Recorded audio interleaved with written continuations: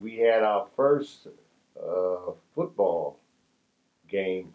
As I remember, it was in September. I think it was Lackey High School. I know it was a high school in Charles County, and we had our first JV game. And it ended up in the tie, 6-6. I remember that very clearly. It must have been 95 degrees, one of the hottest days I can remember. And that was my first experience playing high school football. What do you remember, Pat? Oh, you definitely.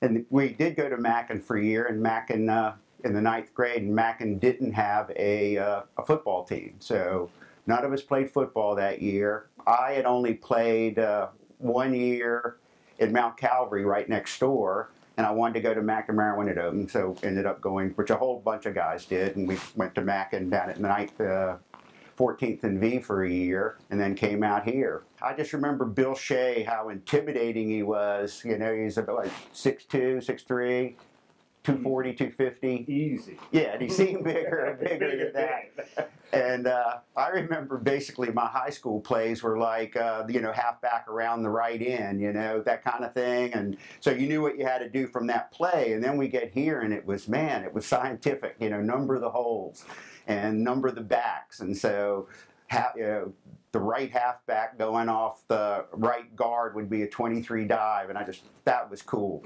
And you know, Bill taught us that.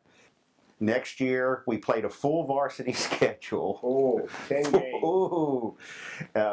We played this, he had scheduled one team, Flint Hill, and during that year, it became a prep school. So they actually had a lot of guys that were putting in an extra year of high school so they get into a good college.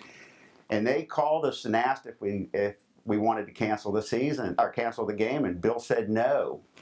And I think, what was it, 25-0, 25-7. They didn't kill us, you know.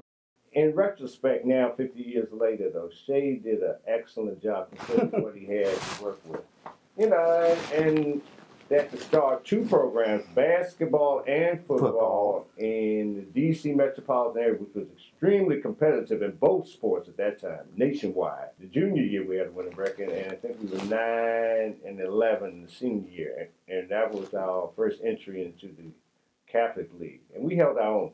I remember vividly our first, in basketball, our first victory in the Catholic League. We beat Gonzaga right here on a Friday night. Right here and Bishop McNamara. That was a big deal to have a Catholic League victory. Huge deal.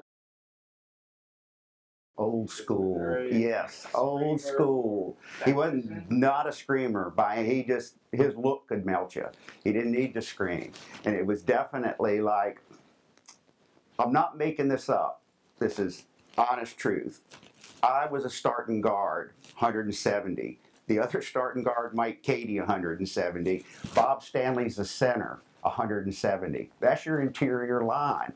And we could keep people out, take them down, but it's, you know, physics. It's impossible to move a 240-pound guy out of the hole. And Bill was like, if you can't move the ball a foot when the game's on the line, you don't deserve to win. So that might have cost us a game or two, but the attitude it developed, I think, won us a couple more games, you know, that you were going to overcome these obstacles and win. I really admire him, and I think, you know, Frank Knights, he was an assistant coach, and Bill went 7-3, I think, 2 years after we graduated. But I have to believe it was on the foundation that Bill made, and, you know, I salute the guy.